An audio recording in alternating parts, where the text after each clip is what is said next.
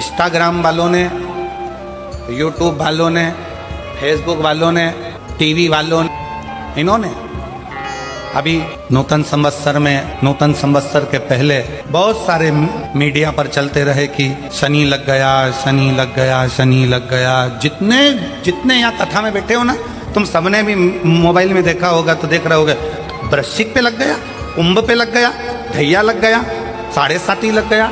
आधे से ज्यादा तो शनि के डिप्रेशन में पड़ गए।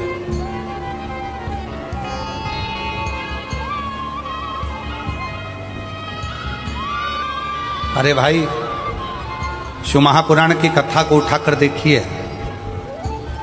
दुनिया के लोगों को शनि लगता है, शनि को शंकर लगता है।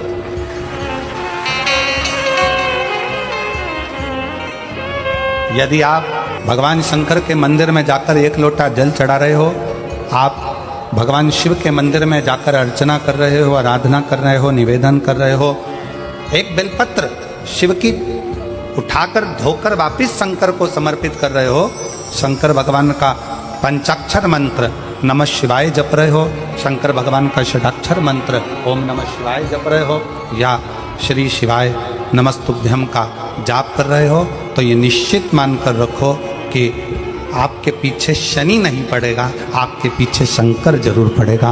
और शंकर जब हमारे पीछे पड़ेगा तो हमारा उद्धार अपने आप। शनि मंदिरों में जितने भी शनि मंदिर हैं, आप सारे शनि मंदिरों में जाकर दर्शन करोगे तो शनि महाराज की दृष्टि सामने है। पर शास्त्र कहता है शनि महाराज ने दृष्टि अपने ऊपर नहीं रखी, नीचे की ओर रखी है, नीचे झुका कर। अब लोग समझे तो ना, मंदिरों में जितने शनि मंदिर हैं, सब मंदिरों में शनि की दृष्टि सामने रख दी। जो आता है तेल चढ़ाने, पूजन करने के लिए दृष्टि सम्मुख होती है। शनि महाराज ने अपनी दृष्टि नीचे रखी है। शनि महाराज दृष्टि कब उठाते? जब किसी को नष्ट करना हो। तुम जिस पर दृष्टि डालोगे वो जलकर भस्म हो जाएगा, ये शनि महाराज की धर्म पत्नी ने कहा है। और आज शनि महाराज जी की धर्म पत्नी जिस घर में निवास कर रही हैं, शनि महाराज जिस घर में निवास कर रहे हैं, उस मकान का नाम क्या है? अभी बताया था, क्या नाम था? कुंभ। शनिवार के दिन जो पीपल के वृक्ष में सरसों के तेल का दीप लगाता है, उसको शनि कभी परेशान नहीं करता। एक बात हमेशा ध्यान रखिएगा, मान लो अगर कोई भारी रोग ऐसा शनि महाराज के कारण हो गया हो, अच्छे काम करते करते उल्टे हो रहे हैं, होते हैं किसी किसी के साथ में, विपरीत परिस्थितियां आ जाती है, अच्छा करने जाओ बुरा हो जाता है, अच्छा कर्म करने जाओ बुरा हो जाता है। तो पीपल के वृक्ष की जो छाल होती है, छाल देखिए, पीपल के वृक्ष में जो छाल लगी होती है, उस छाल को घिसकर चंदन बनाकर भगवान शंकर का स्नान कराकर, अभिषेक कराकर, पूजन कराने के बाद में पिपलेश्वर महादेव का नाम लेकर, कौन से महादेव? पिपलेश्वर महादेव का नाम लेकर वो जो घिसी हुई छाल होती है, उस छाल का तिलक भगवान शंकर को लगा लो और उसी का थोड़ा सा भाग अपने कंठ पर, मस्तक पर लगाना प्रारंभ कर दो। धीरे धीरे जो विपरीत दशा है वो सुधरना प्रारंभ हो जाती है। पर नाम याद रखना, पिपलेश्वर, जम के बोलिए, पिपलेश्वर महादेव भगवान शंकर का एक अवतार है, पिपलाद अवतार। पिपलाद अवतार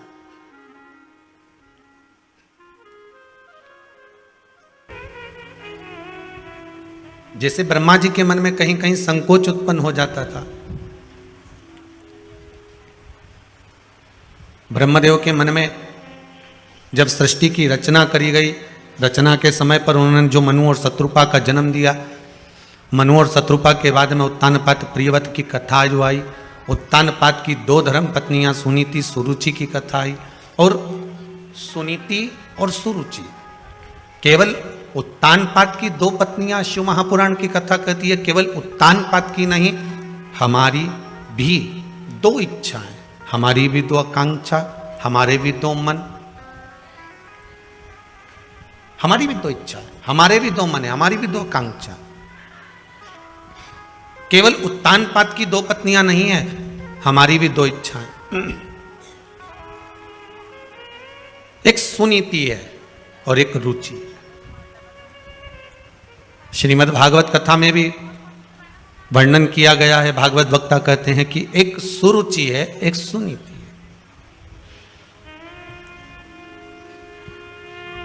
सुनीति जो नीति का पथ निश्चित कर दे, और सुरुचि जो रुचि के पथ को निश्चित करे।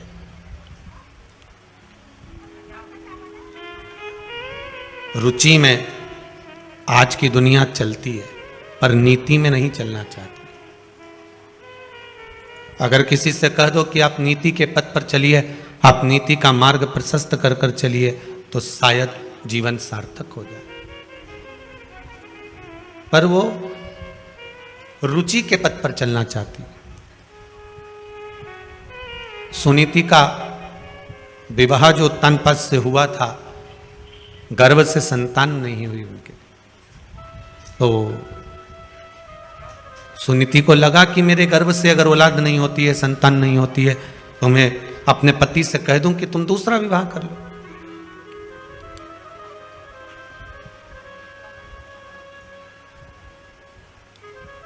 अगर परमात्मा ने संतान का सुख नहीं दिया, हां, शंकर भगवान की कृपा हो जाए और आपके घर में संतान हो जाए, ये शिव की कृपा है, ये उसकी उदारता है।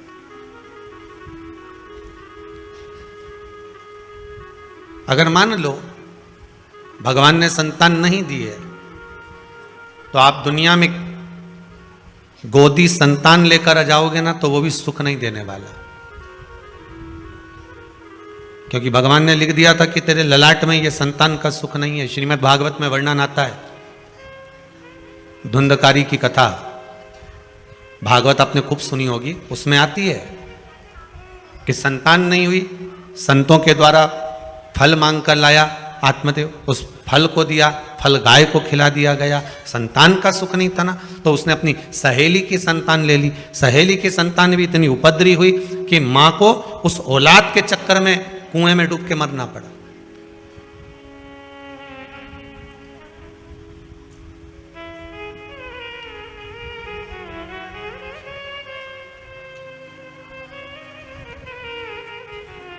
केवल संतान का सुख, कई माताएं आकर कहती, गुरुजी हमारी बहू के यहां छोरी है, भगवान से प्रार्थना करने आए, छोरा हो जाए। अच्छा, पर श्री शिव महापुराण की कथा तो कहती है कि बेटा 1 कुल को तारता है और बेटी 2 कुल को तारती है। और मान लो बेटा हो भी गया, आपने मांग कर, विनती कर कर मांग भी लिया और भगवान ने दे भी दिया, और वो बेटा अगर आपको सुख नहीं देगा तो आप क्या करोगे? फिर क्या करोगे?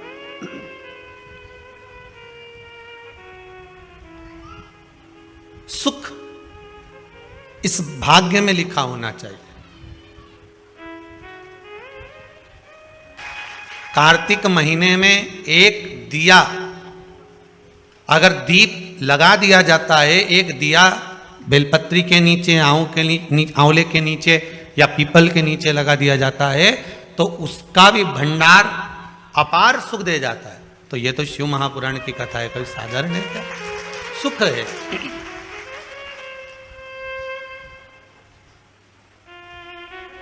जीवन का एक आनंद देने वाली।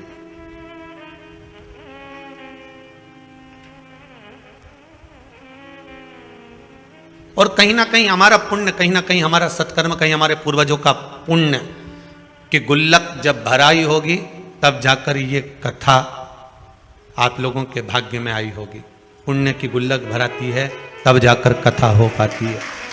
और आप लोग भी इतने जो श्रवण करने के लिए बैठे हो, खिड़कियों में दर्शन हो रहे, नहीं हो रहे, कैसे कैसे कहाँ कहाँ से आकर सुबह सुबह से रात रात भर से इंतजार करते हो।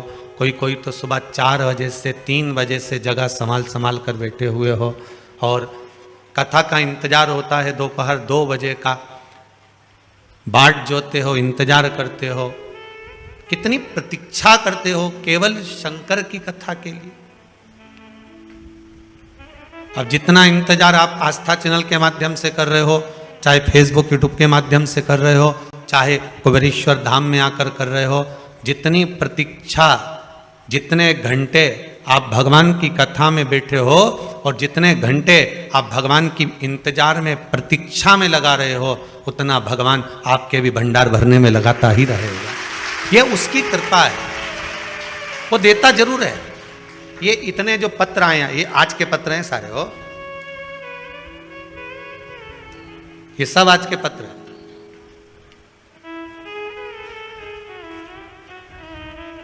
और ये पत्र ये केवल आप लोगों के स्नेह और प्रेम के हैं, जो मेरे शंकर ने आप पर करुणा लुटाई है उसके हैं।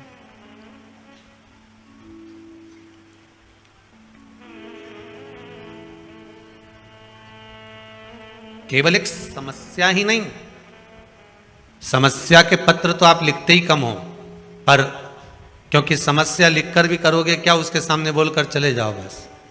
3 महीने बाद आओगे तो ऐसा ही पत्र तुम्हारा भी यहां पर रखा मिलेगा कि हमारा भी ये कार्य हुआ। समस्या तो उसको बोल कर जाइए, 3 महीने बाद आओगे ना तो ये पत्र आपका भी एक इस क्रम में रहेगा कि बाबा ने मेरे पर भी ये कृपा करी है, ये मेरे पर करुणा करी है। उसकी उदारता बड़ी है हमारे।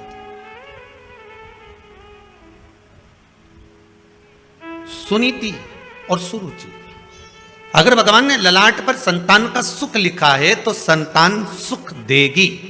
फिर वो पड़ोसी के बच्चे क्यों ना सुख दे दें, देवरानी जेठानी के बच्चे क्यों ना सुख दे दें, आपके बच्चे क्यों ना सुख दे दें, फिर वो संतान का सुख है तो भगवान देगा, कैसे भी देगा। और अगर ललाट पर भाग्य में संतान का सुख नहीं है तो तुम चाहे किसी की भी औलाद को लेकर गोदी में बिठा लो, चाहे किसी का भी खर्चा उठा लो, जब भगवान ने तुम्हें अपनी निधि और वो सुख से वंचित क्यों रखा, संतान के सुख से वंचित क्यों रखा। जब सारी दुनिया को औलाद दी, सारी दुनिया को संतान दी, तो तेरी गोदी खाली क्यों रह गई। तो भगवान से कभी एकांत में पूछना कि मेरी गोदी क्यों खाली रखी, भगवान कह देगा इसलिए खाली रखी क्योंकि पूर्व में तू संतान के सुख में इतनी उलझ गई थी कि संतान ने तुझे ताने दिए, अपशब्द किए, तू उसी के मोह में पड़ गई थी। जैसे श्रीमद् भागवत में आता है जड़ भरत का चरित्र, भरत जी महाराज का चरित्र। भरत जी महाराज हिरण के उस मोह में इतने पड़ गए थे कि मरने के बाद हिरण की योनि प्राप्त कर ली थी। तू उस मोह में ना पड़ जाए। अब की बार तेरा मानव का जो शरीर है वो आखिरी मिला है, इसके बाद तेरा जन्म मनुष्य का नहीं होगा, इसलिए मैंने तुझसे संतान के सुख को खींच लिया है जिससे तू भगवान की भक्ति में डूब जा, शिव के स्मरण में डूब जा, राम नाम कृष्ण नाम में डूब जा। जितनी भगवान की भक्ति करेगी इसके बाद तेरा जन्म नहीं है, इसके बाद तो तू मेरी हो जाएगी, इसके बाद तू परमात्मा की हो जाएगी, फिर तेरा कोई जन्म नहीं है।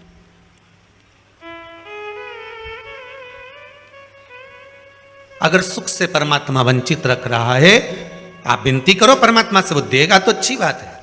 आप निवेदन करके जाओ भगवान से, वो गोदी भर दे आपकी तो अच्छी बात है, कोई दिक्कत नहीं। पर अगर सुख से, किसी भी सुख से परमात्मा ने वंचित रखा है तो उसमें कुछ ना कुछ भाग होगा।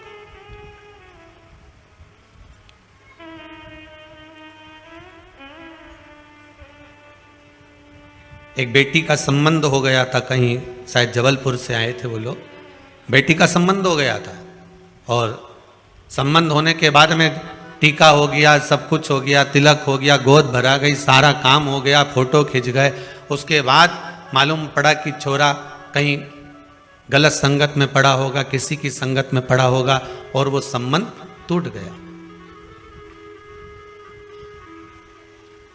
शादी अभी नवंबर में थी उसकी माँ आई थी शायद, अब गई होगी है कि नहीं आप पता नहीं, तो आंखों से आंसू बह रहे थे, मेरी बेटी का संबंध टूट गया।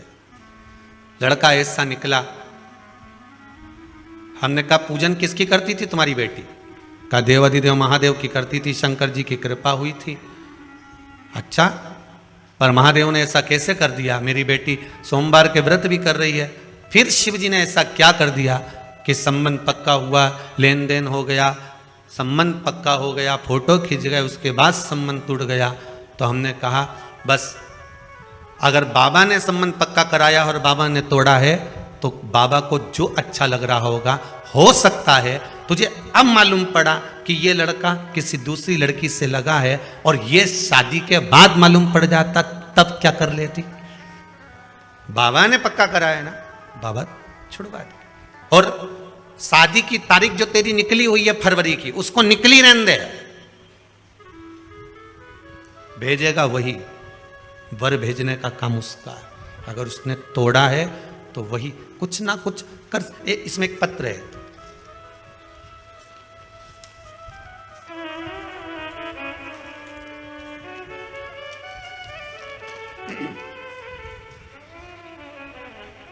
श्री नितिन जी पंचाल, इन्होंने पत्र लिखा, गुरुजी मुझे इंदौर के गवर्नमेंट कॉलेज में इंजीनियरिंग में एडमिशन लेना था। उसके लिए मैंने 2 बार काउंसलिंग के फॉर्म भी भरे, परंतु दोनों बार मुझे कोई गवर्नमेंट कॉलेज नहीं मिला। इससे मैं बहुत निराश भी हो गया था। इस कारण से मैंने इस पूरे संदर्भ को इस कथा के यजमान, अच्छा अभय जी सारस्वत अंकल जी और आंटी जी को बताया था। जरा माइक देना बच्चे को, जरा बताया। तो अंकल जी और आंटी जी ने मुझे 2 उपाय बताए थे, एक बेलपत्र वाला, एक बेलपत्र की जड़ वाला।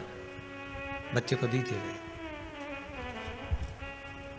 श्री शिवाय नमस्ते। नितिन पंचाल जी आप ही का नाम है? कहाँ से आए हुए हैं? इंदौर से। इंदौर से। बाबा ने क्या कृपा करी आप पर? पहले 2 बार काउंसलिंग के राउंड में नाम भरा था, लेकिन दोनों बार नहीं आया। उसके बाद फिर अंकल आंटी ने बताया कि ये वाला उपाय करो तो तेरा एडमिशन पक्का हो जाएगा, मतलब बोल दिया था पक्का हो ही जाएगा। तो फिर मैंने ये 2 उपाय किए और उसी दिन मेरा एडमिशन भी हो गया, और वो भी गवर्नमेंट कॉलेज में। बाबा की कृपा। गुरुदेव हम जिस दिन आए थे उस दिन शाम को इसका फोन आया कि आंटी मेरा नंबर नहीं आया 2 में। मैंने कहा तू चिंता मत कर, तेरा नंबर जरूर आएगा। बाबा की कृपा, बहुत बहुत धन्यवाद।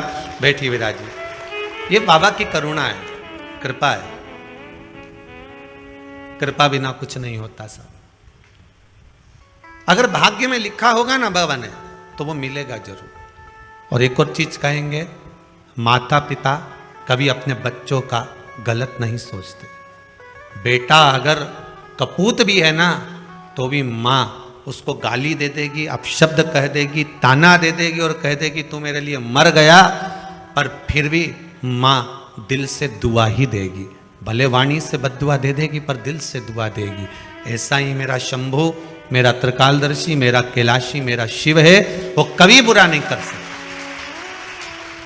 कभी बुरा नहीं करेगा।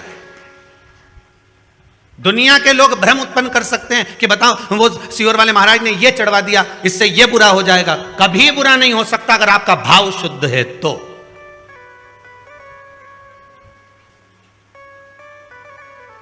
आज एक माताजी ने सुबह प्रश्न किया था, गुरुदेव कोरोना महामारी में मेरे पति मर गए। मेरे को एक ब्राह्मण देवता ने, एक पंडित जी ने कहा था कि तुम इतने महामृत्युंजय के पाठ करवाओ। मैंने महामृत्युंजय के पाठ करवाए। कम से कम मेरा 50,000 रुपए मैंने महामृत्युंजय के पाठ में खर्च कर दिया, लाखों पाठ करवा दिए, और मेरा पति वेंटिलेटर पर पड़ा रहा। मैंने ब्राह्मण देवता को, उन्होंने कहा अकाउंट में डलवाओ, मैंने अकाउंट में डलवाया। उनके पाठ चल रहे थे, उन्हें फोटो भी भेजे, संकल्प भी लिया। पर यह बताओ, जब मेरे पति के पाठ चल रहे थे महामृत्युंजय, और आप कहते हो कि शंकर का भजन जिसका होता है वो मर नहीं सकता, तो मेरा पति कैसे मर गया? बात इतनी सी है, आप उसका उत्तर दीजिए।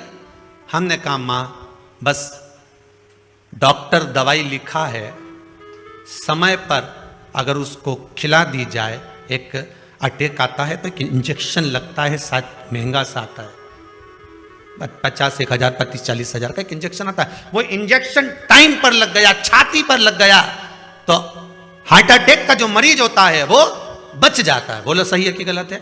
एक इंजेक्शन लगा और वो बच गया, वो बचा। हो सकता है महामृत्युंजय के जाप, अर्थात वो इंजेक्शन, वो टेबलेट आपको पहले खाना थी, और जब प्राण छूट चुके उसके बाद खा रहे हो तो दवाई असर करेगी। माना आपको वो टेबलेट, वो इंजेक्शन, वो दवाई समय पर मिलना चाहिए। इसलिए आप सबसे बारंबार कहते हैं श्री शिवाय नमस्तुभ्यम का जाप करते रहो। क्योंकि ये वो टेबलेट है जो कभी भी काम आ सकती है। ये वो टेबलेट है, आप भी अगर अपने अपने गांव से निकले होगे, अपने अपने शहर से आए होगे, तो बैग में 2-4 टेबलेट डाल कर आए होगे, जो हाथ पैर दुखने की, सिर दुखने की, जो चालू वाली टेबलेट होती है ना, जो किसी भी काम में काम आ जाए, तो बस वो टेबलेट तुम लेकर चलते हो। तो शिव महापुराण में एक टेबलेट ऐसी बना दी जो हर जगह काम आएगी। सिर दुखे तो भी, पाँव दुखे तो भी, घुटना दुखे तो भी। जैसे एक वो टेबलेट खा लेती है माताएं, वो कौन सी बोलते, काम्बी फिल्म खा ले, या कोई सी भी वो गोली खाती रहे कि हम तो ये गोली खाएं, हम तो डिस्प्रिन खाएं, कि हम तो क्रोसिन खाएं, तो वो कह रहे हम तो ये गोली खाते हैं तो हमारे सब काम में काम आ जाए। मेरे तो पुताई कर करके थकी गई, हमारा कब्जा दुखी रिया, तो मैं तो बस वो टेबलेट खाऊं, गोली खाऊं, और जो सोऊं नहीं तुम्हारा सवेरे नींद खुले दादा, फिर सवेरे से काम में लग जाऊं। तो वो टेबलेट एक ऐसी तुमने घर में रख रखी है कि तुम्हें कुछ भी होता है तुम वो टेबलेट खा लेते हो। किसी किसी की बाम और विक्स की ऐसी आदत रहती है कि कुछ भी दुख है वो तो लगा ले, उसका दांत भी दुखिया नहीं, बाम निकला, किसी किसी की आदत रहे, बस बाम लगा। जब तक बाम नहीं लगाने, विक्स नहीं लगाने, रात की नींद नहीं आए, जब तक कि आंख में से आंसू आंसू नहीं झड़क जाए, तो ये तो टेबलेट के ऊपर।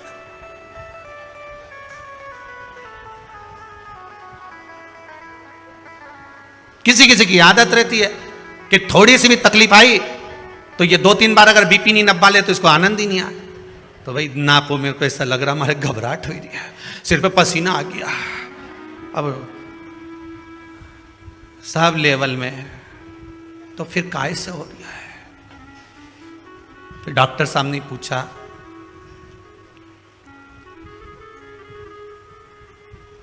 घबराहट किस चीज की हो रही है? पता नहीं, बस सिर पे पसीना आ रहा है। डॉक्टर बोले कुछ नहीं है, दिवाली का टाइम है, बहू करवा चौथ का बाजार करने गई होगी, इसलिए थोड़ा सा लेवल गड़बड़ हो रहा है। बाबा घर में धन का लेवल गड़बड़ हो और यहां तुम्हारा लेवल गड़बड़ हो रहा है। क्यों सोचा? एक टेबलेट ऐसी होती है जो कहीं पर भी काम आ जाती है। श्रीमद् भागवत में एक टेबलेट दी, 12 अक्षर मंत्र ओम नमो भगवते वासुदेवाय। रामचरितमानस में भी एक टेबलेट दे दी, राम। शिव महापुराण में एक टेबलेट दे दी, श्री शिवाय नमस्तुभ्यम। ये वो टेबलेट है जो हर जगह काम आ जाती है, हर जगह।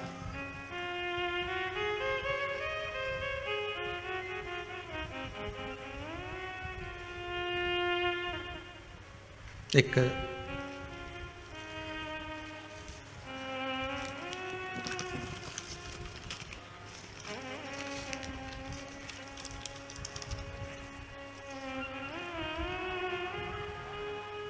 हैदराबाद से एक पत्र है, किसी ने भेजा। अच्छा, छब्बा छुब्बू के भेजा रे, हाथ का लिखा हुआ नहीं है वो। मैं विदित सांघी, 15 साल का हूं। मैं हैदराबाद तेलंगाना से हूं। मैंने पहली बार आपकी महापुराण पुरुषोत्तम मास में सुनी थी। मैं अपनी माँ से बहुत पहले से एकादशी करने की अनुमति मांग रहा था, पर माँ ने नहीं दी। पर आपके महापुराण सुनने के बाद मेरी माँ ने मुझे एकादशी करने की इजाज़त दे दी।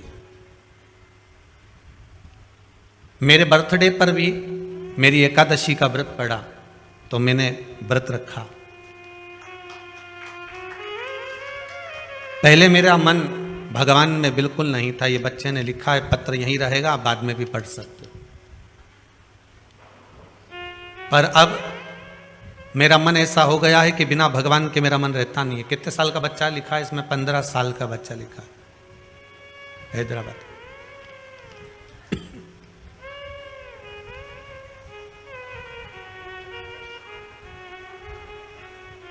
एक इच्छा है मेरी कि बाबा मेरी कामना पूर्ण करे और कुबेरेश्वर धाम में आऊं और एक बार शिव महापुराण की कथा जरूर करवाऊं, अपने धन से करवाऊं। अब 15 साल का बेटा कह रहा है कि मैं अपने धन से शिव महापुराण की कथा करवाऊं। विदित सांघी इनका नाम है, हैदराबाद। अपने धन से 15 वर्ष की आयु है, अगर बाबा की कृपा हुई, आपका पत्र यहां तक पहुंच चुका है, तो सांघी जी आप भी यहां तक पहुंच जाओगे, ये पक्का है। और आपकी भावना, आप अगर दिल से हृदय से भगवान की भक्ति में लगे हो, तो यह विश्वास मानकर चलना कि भगवान आपकी कामना पूर्ण जरूर करेगा। बस हिम्मत मत हारना। दुनिया के लोग डराते जरूर हैं, जैसे ध्रुव जी को डराते थे, डराएंगे। अब भगवान को कैसे भी रिझा रहा, भगवान से भय मत खाना, अपने कर्म से भय खाना। फिर कहेंगे किसी से मत डरो, पर अपने कर्म से जरूर डरो, क्योंकि कर्म का भोग तो परमात्मा को भी भोगना पड़ता है। आपको किसी से डरने की जरूरत नहीं है, कर्म से डरने की जरूरत है। संसार सागर में आए हो, किसी धर्म की जगह पर जाना, मंदिर जाना, देवालय जाना, सत्संग में जाना, संकीर्तन में जाना, भजन में जाना, कथा में जाना, कीर्तन में जाना, पूजन में जाना, स्मरण में जाना, तीर्थ जाना, सारी दुनिया में पाप कर्म कर लोगे चल जाएगा, पर कहीं धर्म की जगह पर पाप कर्म मत करके आना, नहीं तो जिंदगी पूरी नरक में निकल जाएगी। और आज के जमाने में जितना भी पाप कर्म हो रहा है, वो धर्म की जगह पर ज्यादा हो रहा है।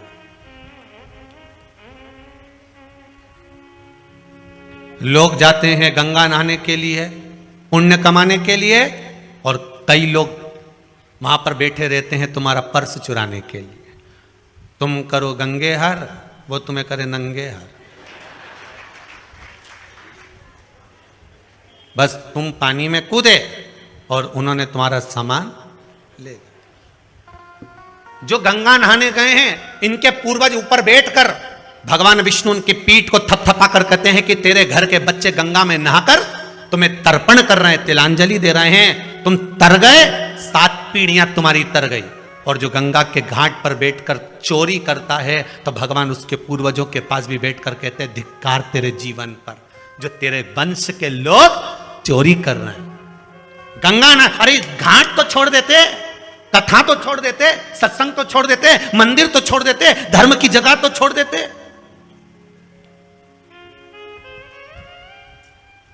पुण्य की जगह तो छोड़ दो, पर नहीं।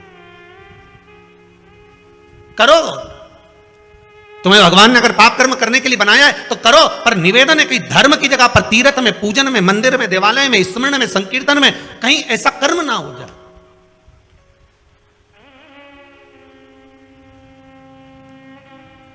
बचिएगा बेकार कर्म से, धर्म की जगह पर जाकर। उस कर्म का भोग बड़ा विचित्र भोगना पड़ता। सुनीति और सुरुचि दोनों प्रबल हैं। सुनीति के संतान नहीं है, अपनी काका की लड़की से शादी कर दी अपने पति की और उसका विवाह कराई, तो सुनीति का गर्भ ठहर गया। भगवान परीक्षा बहुत लेता है, बहुत परीक्षा लेगा।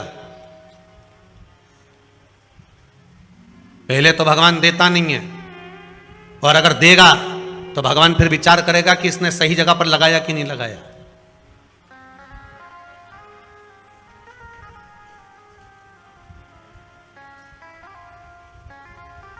पहले तो देता नहीं है, और देता है तो ये विचार करता है कि ये सही जगह लगा रहा है, सत्कर्म कर रहा है, भजन कर रहा है, कीर्तन कर रहा है, नाम स्मरण कर रहा है, नाम जाप कर रहा है कि नहीं कर रहा। वो चित्त वृत्ति को लगाने का प्रयास करे।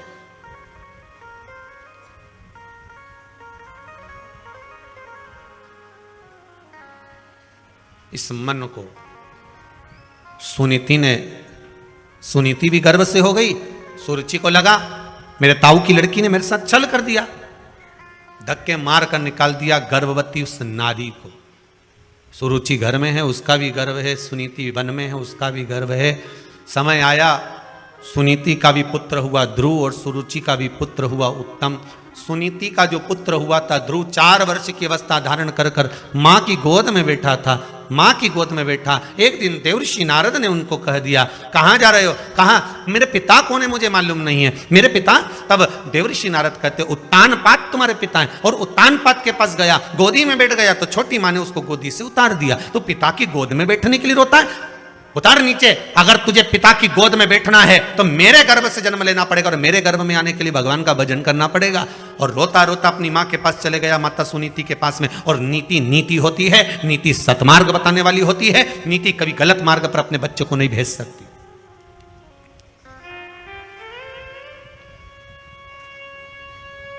अगर आज के समय में आपके बच्चे गलत मार्ग पर चल रहे हैं तो उसमें पड़ोसी का कोई दोष नहीं है, दोष तुम्हारा है। भोजन कराते हो, बच्चे नहीं खाते तो मोबाइल पकड़ा देते हो। बोलो सही है कि गलत? खाना नहीं खा रहे, दोच के खवा रहे।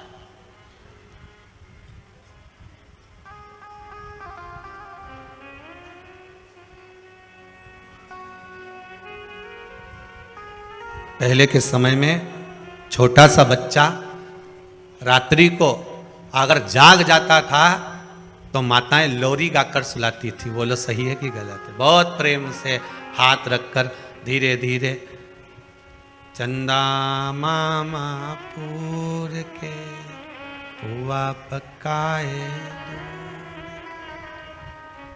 आप खाए, मुन्ना को देवे और प्याली गई मुन्ना गया। कहते कितने प्रेम से खिलाते थे, सुलाते थे। बच्चा रात को जग जाता, माँ उसको स्नेह से सुलाती थी। आज के जमाने में बच्चा जग जाए आधी रात को तब देखो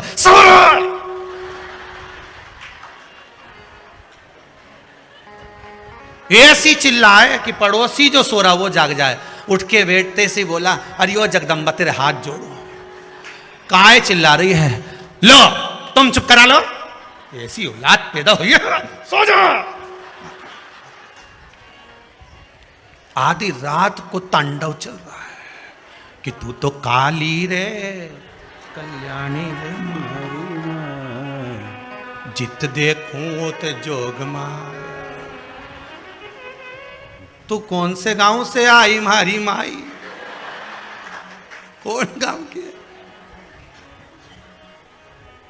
और तू तो मेरे संग परनाई मारी। गजब। लो तुम चुप करा लो। अब वो बेचारा दिन भर दुकान में थका, नौकरी में थका, फिर भी आधी रात को लेके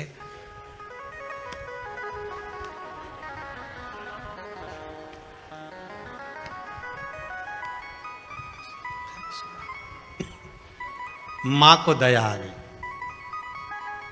कौन सी मां को? या जगदम्बा के नहीं, वो पावागढ़ वाली अंबा को, वो दया आ गई। बेटा ला मेरे को दे छोरा को, तू जा सो। दादी ने गोदी में लिया, ऐसी गोदी रखकर दादी पीछे तकिया लगाकर सो गई। गोदी में लाला को हिलाती रही, लाला सो गया। दादी, जहां प्रेम हो, करुणा हो, वात्सल्यता हो, स्नेह हो, वहां पर तो नींद आ ही जाती है। प्रेम।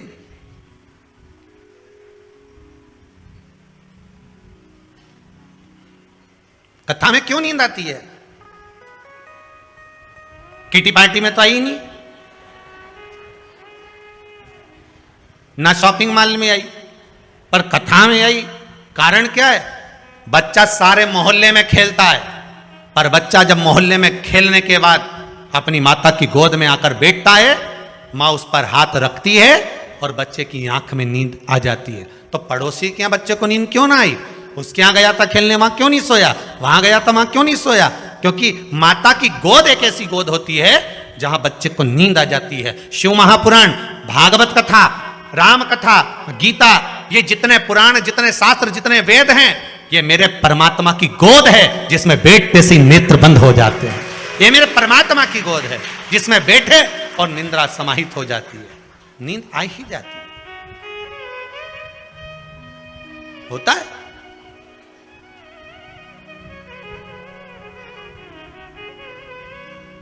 एक बार हरदा में कथा थी, लगभग 18 साल पहले की बात होगी, 18-19 साल पहले की। और वहाँ का दशहरा मैदान में खेल का ग्राउंड था, वहाँ कथा चल रही थी। कथा में टेंट लगा बहुत सारा, जनता भी खूब, बैठने की जगह अलग नहीं। अब वो एक खंबे से टिक के एक अम्मा बैठ जाए काला चश्मा लगा के, अब वो काला चश्मा लगा के बैठ जाए और उसके पास एक भी नहीं बैठे। अब जब जगह की कमी तो सरक सरक के बैठ जाओ, पर उसके पास एक नहीं बैठे। अब बार बार वही ध्यान जाए कि जब जगह नहीं है तो वहां क्यों नहीं बैठ जाता। हमने 2-4 से कहा कि खसक जा, बैठ जा, तो वहीं से मुंडी हिलाए। अब भजन करते करते हाथ हिलाते हिलाते फिर बोल दिया, अब वहीं से क्या। आखिरी में कथा छूटी तब पूछा, क्यों तुम उसके पास क्यों नहीं बैठो रे? अरे गुरुजी घुर्राटा भरे। अच्छा कहाँ है वे? तो क्या वो आ रही, अभी तुलसी लेने आएगी, बेलपत्र लेने आएगी। वो आई और आई तो हमने पूछा, क्यों माँ तू कथा में सोए, घरे नहीं सोते में ना, यहां सो जाती है? कि गुरुजी माँ तो नर्मदा मैया के 4 नरियल चढ़ाऊं, ऐसी 2 बजे से 5 बजे तक कथा हमारी हरदा में होती रहे, वो बहू से पीछा छूटा रहे और यहीं सोती रहो। घरे जाओ तो उनका छोरा छोरी प्राण खाए, कम से कम 2 बजे से 5 बजे तक। अच्छा चश्मे में आंख दिखती भी नहीं कि सो रही। अपन तो सोचे कि ऑपरेशन कराया होगा आंख का, अब अपने कहीं मालूम कि ये सो रही। अपने कौन सा मालूम कि ये ऑपरेशन कराई नहीं है तो ये ऐसी लगा के आई। अब महाराज सुनीति सुनीति है, सुरुचि सुरुचि है। भाव की निर्मलता होगी तो भजन का जो सुख है वो अपने आप प्राप्त हो जाता। मैं पिता की गोद में बैठा था, धक्के मार कर निकाल दिया मुझको। मां कहती है अगर पिता की गोद में बैठने के लिए रो रहा है, रोना है तो परमात्मा की गोद में बैठने के लिए रो, जिसकी गोद से कोई नीचे नहीं उतरता। मां कहां मिलेगा वो? सर्वस्व हर जगह। ब्रह्मदेव जब सृष्टि का निर्माण करे थे तब भगवान विष्णु से पूछा था कि आपके पिता कौन है? शिव। मेरे पिता भगवान शंकर हैं।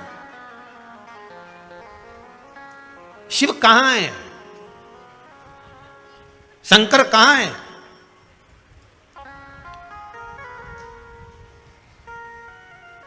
भगवान विष्णु ने कहा था ऐसा कोई कण नहीं जिसमें शिव नहीं।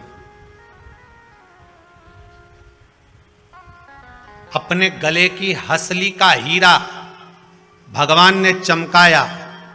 उस हीरे की रोशनी जो सूर्य में से निकलकर सामने दीवार पर जा रही थी, उसमें जो एक रेख बन रही थी, उस रेख में जितने कण दिख रहे थे, कभी आप भी प्रैक्टिकल करना, बच्चे लोग कांच चमकाते हैं, उस कांच को दीवार पर लगा दो और वो जो रोशनी जा रही है उसके बीच में आप देखेंगे बहुत बारीक बारीक कण दिखेंगे, बहुत बारीक बारीक। गले के हीरे का जो प्रकाश था, उस प्रकाश की जो रोशनी थी, उस रोशनी के बीच का जो क्रम था, उसमें जो कण कण दिख रहे थे, इतने कण।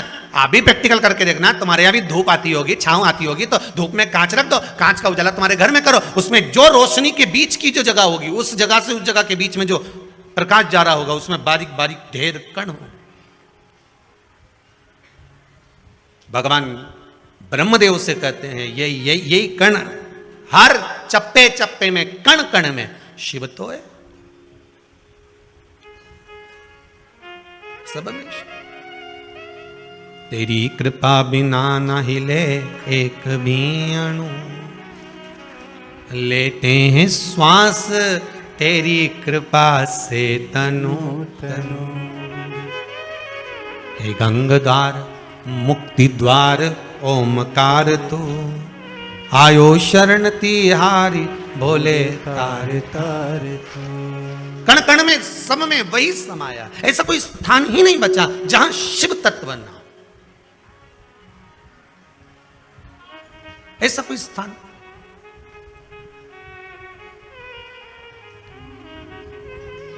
हर जगह पर वही।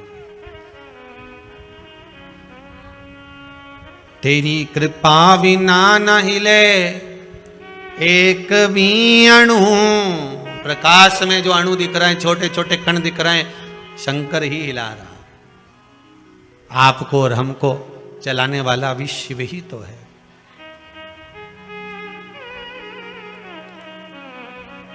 शंकर ही तो है। बस इन नयनों में कोई ऐसा चश्मा एक चढ़ जाए ना एक बार, जिससे कुछ नजर नहीं आए, केवल शंकर नजर आए, केवल शिव, उसके सिवाय कुछ भी नहीं। केवल शंकर नजर आए और कुछ चाहिए ही नहीं। और जब हर जगह पर, हर स्थान पर शिव नजर आने लगेगा, तो यह पक्का है कि अब तुम्हारी दृष्टि कोई साधारण नहीं रही है। ध्रुव जी महाराज ने अपनी माता से पूछकर भगवान का तप करा तो ऐसा तप करा कि मैं मंत्र किसका जपूं। पहले तो नारद जी महाराज विचार में पड़ गए कि इसको गुरु मंत्र कैसा दिया जाए, मंत्र भी बड़ा प्रबल होना चाहिए। फिर निवेदन करूंगा, इस व्यास गादी से हाथ जोड़कर निवेदन करेंगे, पानी पियो छान और गुरु करो जान। 50 बार विचार करना तब जाकर गुरु करना। हंसी खेल में गुरु मत कर लेना कि एक जनी ने वो गुरु करा ने बहुत अच्छा है, ने जोरदार है, ने तुम तो बस कपड़ा की दुकान जैसी मत चली जाना कि कपड़ा जोरदार है। हो अगर कपड़ा जोरदार है तो पानी में भिंगो के देख लो। कपड़े वाले से कहना 2 मीटर कपड़ा दे, पहले पानी में भिंगो के देखूंगी, उसकी बात करूंगी। नहीं तो कहीं कहीं का कपड़ा तो अच्छा दिखे, कपड़ा कौन सा बुरा। जरा जाओ तो सही बाजार में साड़ी लेने जाओ, एक से बढ़कर एक मिल जाए। आज के जमाने में 200 रुपया में ऐसी जोरदार ने पटली लगा कर टांग दी, 200 की सेल।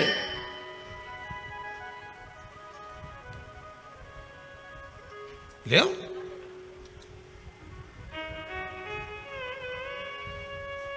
मिलेगी बहुत। अभी दिवाली आ गई है, ठेलों पर ऐसे प्रेस करे हुए, पन्नी में भरे हुए, कागज लगा हुआ, बढ़िया 60-60, 70-70, 80-80, 100-100 रुपया में शर्ट मिलेगा। ने एक बार शर्ट लेके गया ने पानी में डुबकी ने गई। अब के बताओ, हम तो लाए थे। तो फिर घर के लोगों ने समझाया कोई बात नहीं, 60 रुपया की तो थी, एक बार तो पहन ली। नहीं पहन तो ली, पर वो सवेरे पहनी ने शाम के तो चल रही गई, वो तो दिखे। पर फिर भी कोई बात नहीं, अपन ने ली ना, अपन पहन ली ना, बस वो। ऐसा गुरु नहीं चाहिए कि तुम्हारा धन देखकर, नारियल देखकर, पैसा देखकर बस गुरु मंत्र ले लिया। नहीं नहीं नहीं नहीं, पानी पियो छान गुरु करो जान।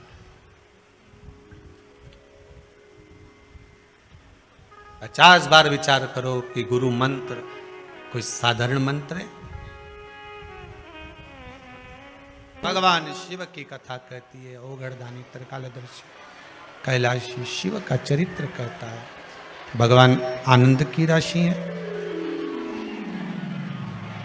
ध्रुव जी महाराज को माता ने ज्ञान उपदेश दिया और ज्ञान उपदेश देकर कहा, हे ध्रुव जी, अगर बैठना है तो परमात्मा की गोद में जाकर बैठ जाओ, जिसकी गोद से कोई नीचे नहीं उतरता। क्योंकि अगर संसार के लोगों की गोद में जाकर बैठोगे तो नीचे उतर जाना पड़ेगा। पर परमात्मा की गोद एक ऐसी गोद होती है जिसके गोद में जाकर अगर मनुष्य एक बार बैठ गया तो फिर जीवन भर नहीं उतरना, जीवन पर्यंत उतरने का काम खत्म। एक बार भगवान की भक्ति को धारण कर लिया, आपसे फिर निवेदन करेंगे, अगर शिव मंदिर में जाते हो, शंकर जी की आराधना करते हो,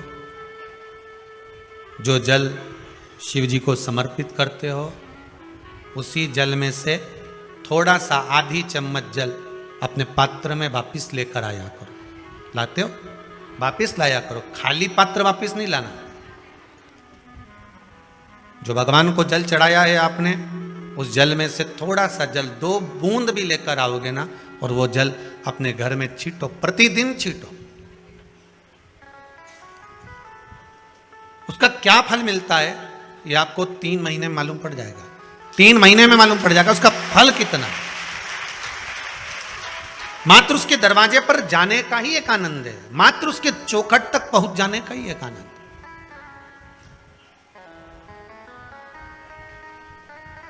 एक माता जी लिख रही हैं पत्र के अंदर कि मेरे दामाद की नौकरी छूट गई थी। अब देखो पत्र ढूंढना पड़ेंगे, एक तो इतने सारे पत्र हैं। किसने लिखा वो खड़ी हो जाओ। ये मेरे दामाद की नौकरी छूट गई थी, तो किसने लिखा पत्र?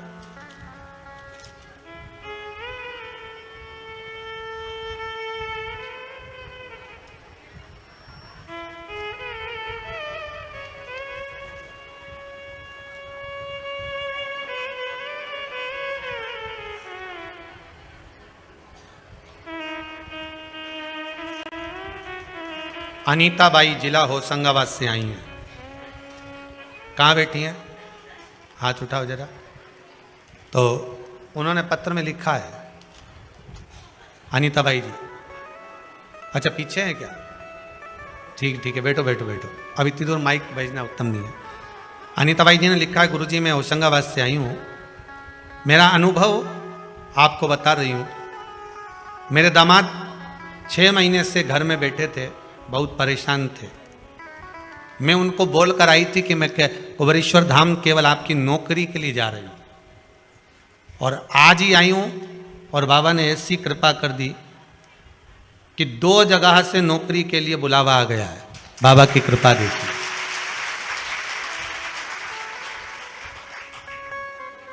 मैं लिख नहीं पा रही हूँ कि बाबा ने कितनी कृपा करी है। ये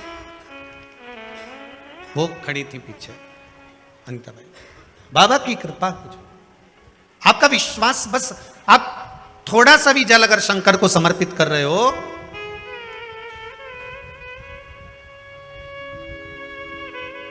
किसी ने पूछा कि गुरुदेव आप कहते हो कि पशुपति व्रत करो, तो पशुपति व्रत करते समय एक दिया, प्रसाद का एक भाग अपने घर पर लेकर आओ।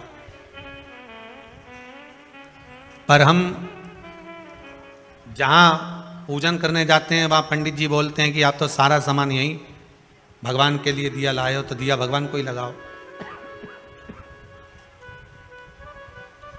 जो भाग लेकर आए हो वो भगवान को समर्पित करो।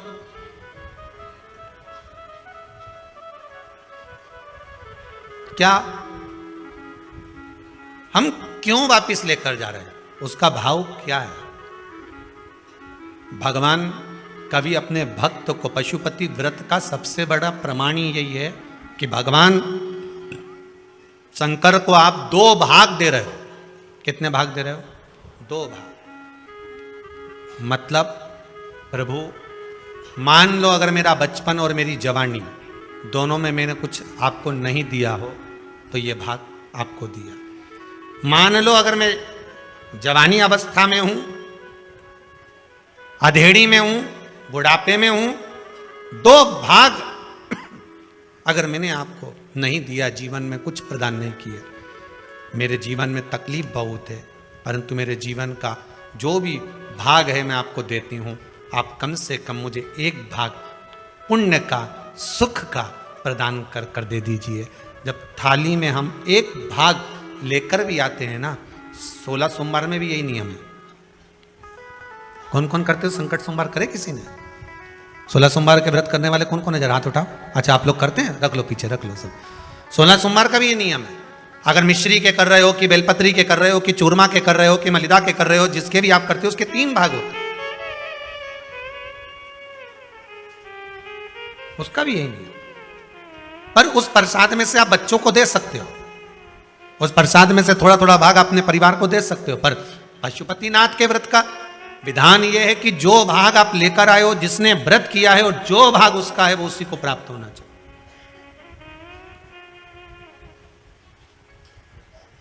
वो उसी को प्राप्त। अगर हम जल चढ़ाने शंकर जी को जा रहे हैं, उसमें से 2 बूंद जल, थोड़ा सा भाग हम वापिस लेकर आ रहे हैं, तो ये समझ कर चलिए कि हम भगवान के चरणामृत को, भगवान के चरणोदक को, भगवान की चरण की रच को, और जो शंकर भगवान के शिवलिंग पर, शिवलिंग तो शंकर हैं, जलाधारी पार्वती है, 2 भाग जो जा रहे हैं वो कार्तिकेय गणेश हैं, बीच में अशोक सुंदरी है, ऊपर से जो जल गिर रहा है जया विषहरा सामरी बारी दौतली देव शिव जी की 5 बेटियां हैं, और जहां से जल बहकर जा रहा है वहां 33 कोटि देवताओं का भाग है। ऐसे जल को जब हम लेकर आते हैं तो उस जल से हमारा घर, मन, तन सब पवित्र हो जाता है, सब पवित्र।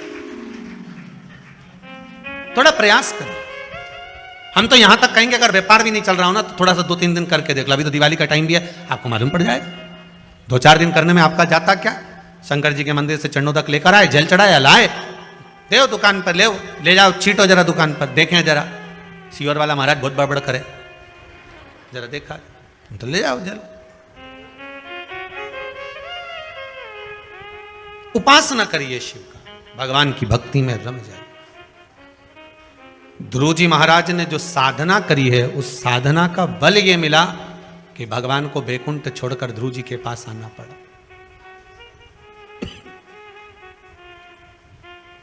साधना का फल कभी खाली नहीं जाता।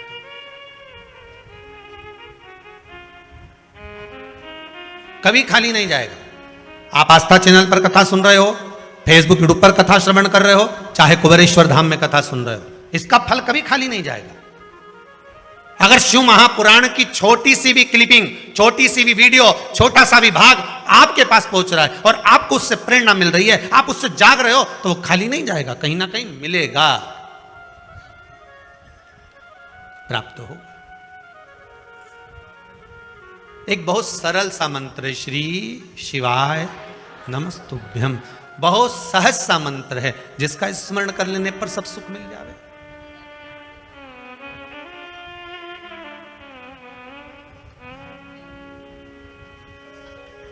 महाराज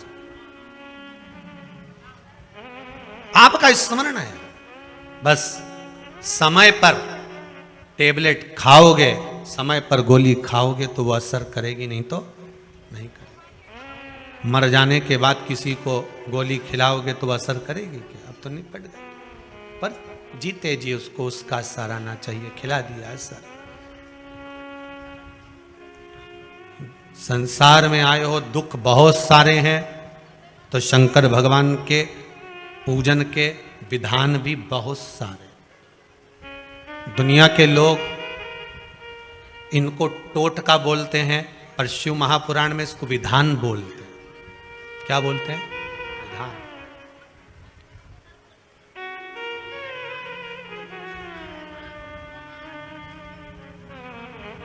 ये विधान है जो आपकी समय की अवस्था को, विधि को भी बदल सकता है।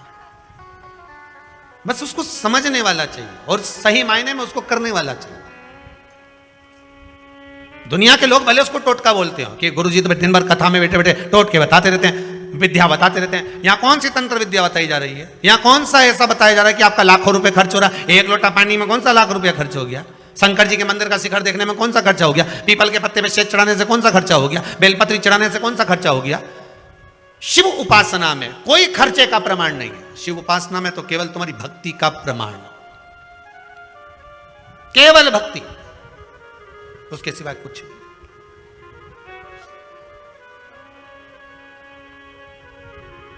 यहां और कुछ है भी नहीं। महाराज ध्रुव जी महाराज ने जैसे साधा, ध्रुव जी ने शंकर भगवान को एक बात बहुत प्रिय है, शिव जी के दरवाजे पर जाओ तो एक बात जरूर कहो, भोलेनाथ मुझे मेरे भाग्य का देना, दूसरे के हिस्से का नहीं चाहिए। किसके भाग्य का चाहिए? मेरे भाग्य का।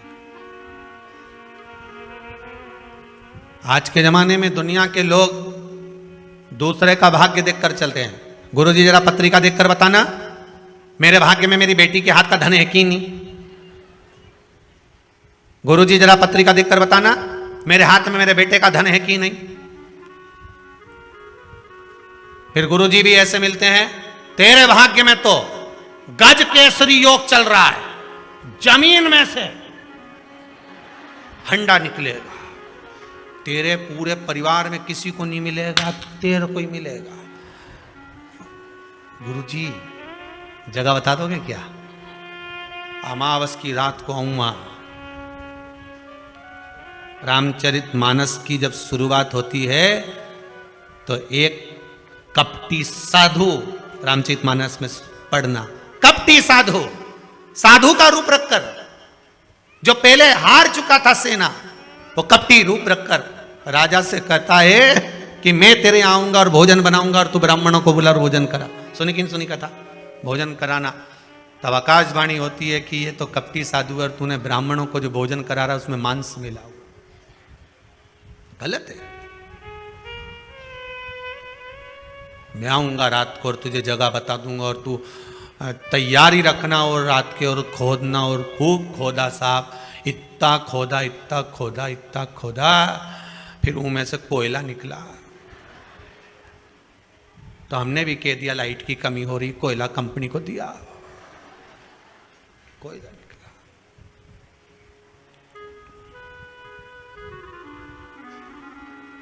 गुरुजी भी बोले निकलना था तो माल, पर कोयला हो गया। तो आप तो बोले तो मेरी भाग्य का है, तो खोदने वाला थोड़ी ना तेरा था, तो दूसरा था, बात करता। फिर निवेदन है भगवान से कहना ऐसा गड़ा हुआ भी नहीं चाहिए। तुम में से किसी को चाहिए क्या? हमें गड़ा हुआ भी नहीं चाहिए। और ना हम ये आस लगा कर बैठे हैं कि मेरे बेटे की शादी होगी और बहू आएगी तो बहुत सारा भाग्य का लेकर, हमें उसके भाग्य का भी नहीं चाहिए, हमें छोरे के भी भाग्य का नहीं चाहिए, हमें ना बहन बेटी के भाग्य का चाहिए, हमें तो अपने भाग्य का दे। जो मेरी किस्मत का हो वो मेरे भाग्य का मुझे दे दे, बस बहुत है। अग्नि पुराण में लिखा है, ब्रह्मवृत्ता पुराण में लिखा है और पद्म पुराण में लिखा है कि एक अकेले मनुष्य के भाग में कितना होता है, कितना लिखा होता है। भविष्य पुराण को उठाकर पढ़ लेना, उसमें भी मिल जाएगा। केवल एक मनुष्य के भाग में, अकेले के भाग्य में कितना होता है, कितना। तो ब्रह्मवृत्ता पुराण कहती है 3.5 करोड़ रोम छिद्र मनुष्य के शरीर में होते हैं। अगर एक मनुष्य के मुख से 3.5 करोड़ बार जब भगवान का नाम, एक ही नाम 3.5 करोड़ बार निकल जाता है, तब उसके भाग्य में 3.5 करोड़ का ही धन उसके भाग्य में दे दिया जाता है। पर जपो तो, तुम तो जपो तो हो नहीं। और जपना क्या है? एक ही मंत्र। आपसे ये नहीं कह रहे कि तुम 24 घंटा जपो 3.5 करोड़ कर लो, नहीं नहीं। हम तो क्या चलते फिरते बोलो श्री शिवाय नमस्तुभ्यं, चलते फिरते जप लो। छोरा छोरी के पढ़ाओ तब जप लो, नी सुने तब जप लो, श्री शिवाय नमस्तुभ्यं।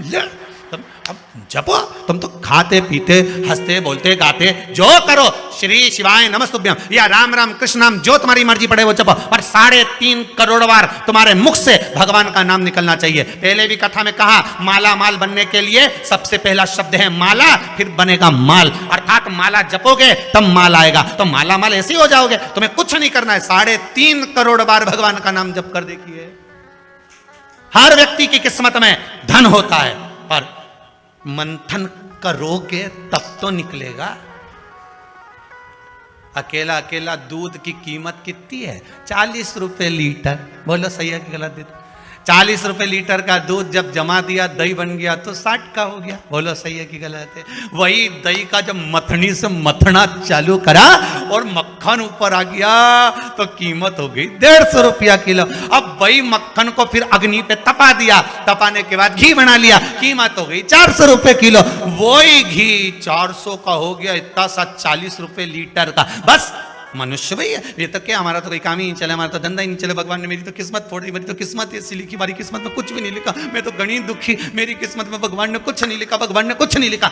ब्रह्मवेत्ता पुराण कह रही है, भविष्य पुराण कह रही है, पद्म पुराण कह रही है, प्रत्येक मनुष्य के भाग्य में करोड़ों का धन लिखा होता है, पर मंथन करेगा तब प्रकट होगा। तो भगवान का नाम जप तो सरी, जपे कुछ नहीं, बस दुनिया के आगे जाके भगवान,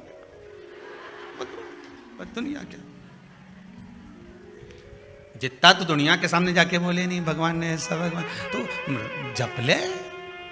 आज से नियम बनाऊंगी मैं भी, और तुम्हें गिनने की जरूरत नहीं है। क्या नहीं करोगे तुम? गिनोगे नहीं, गिनती वो करे। सही है गलत है? गिनती वो करे।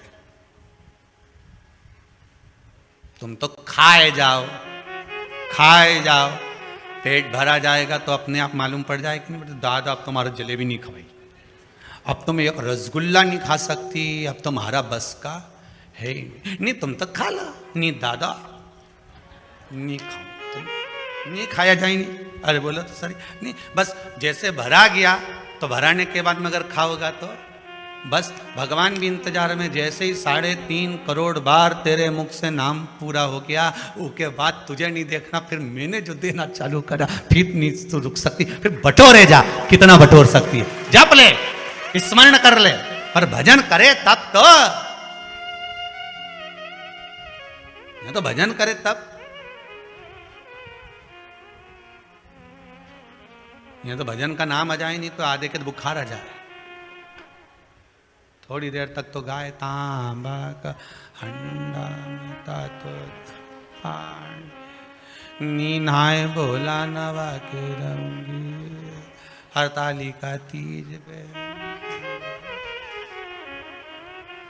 ऐसा कोई व्यक्ति नहीं जिसके भाग्य में भगवान ने सुख नहीं लिखा। लिखा है, बस थोड़ा सा मंथन करना पड़ेगा।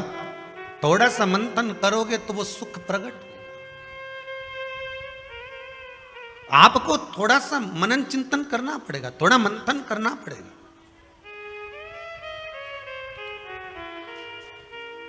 महाराज, अगर भगवान की भक्ति को पाना है, भगवान के स्मरण को पाना है, तो फिर थोड़ा सा मंथन कर कर प्राप्त किया जा सकता है। भगवान से निवेदन करना कि मुझे मेरे भाग्य का देना, मुझे दूसरे के भाग्य का नहीं चाहिए। जो मेरी किस्मत में लिखा हो वो देना, हमें दूसरे के हिस्से का। और जो दूसरे के हिस्से का लेता है उसकी दशा क्या होती है, शिव महापुराण की कथा कहती है। जो दूसरे का हिस्सा खा लेता है, दूसरे का हिस्सा ले लेता है, शिव महापुराण कहती है उसकी दशा क्या होती है वो भी देख लीजिए। उसमें एक देवता ऐसे हैं जिन्होंने दूसरे का हिस्सा खाने का प्रयास किया था। एक देवता ऐसे हैं जिन्होंने दूसरे का हिस्सा खाने का प्रयास करा था, और आज भी उस देवता से दुनिया डरती है।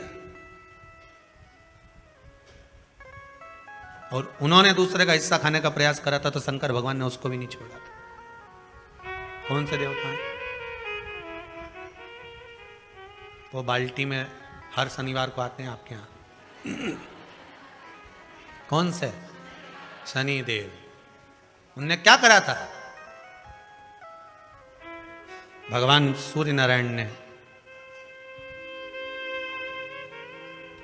अपने सारे पुत्रों को देखा, सारे पुत्रों को, तो सारे पुत्रों को देखकर आज मेरे सूर्य नारायण भगवान बड़े सुखी हुए, बड़े प्रसन्न। मेरा पुत्र शनि भी श्रेष्ठ है, मेरा पुत्र यम भी श्रेष्ठ है, सब ठीक है। आज भगवान सूर्य देवता ने अपने पुत्रों को बुलाकर कहा, आज मेरा मन कर रहा है कि मैं सारे लोगों का राज्य अपने पुत्रों को बांट दूं, सबको अपना अपना हिस्सा दे दूं। और केवल ये सूर्य नारायण भगवान अकेले नहीं सोचें, प्रत्येक घर में रहने वाला बुजुर्ग, पिता, माता ये सोचती है कि मैं अपने जीते जी अपने बच्चों को हिस्सा दे दूं, क्योंकि उसको मालूम है अगर मेरे प्राण छूट गए, मेरे नेत्र बंद हो गए, उसके बाद में ना जाने क्या होगा, कौन किसको देगा, नहीं देगा, किसका भरोसा। मैं अपना एक एक क्षेत्र का हिस्सा मैं देना चाहता हूं। शनि महाराज जी को भी हिस्सा दे दिया गया। अब जब शनि महाराज जी को हिस्सा दे दिया तो शनि महाराज जी संतुष्ट नहीं हुए।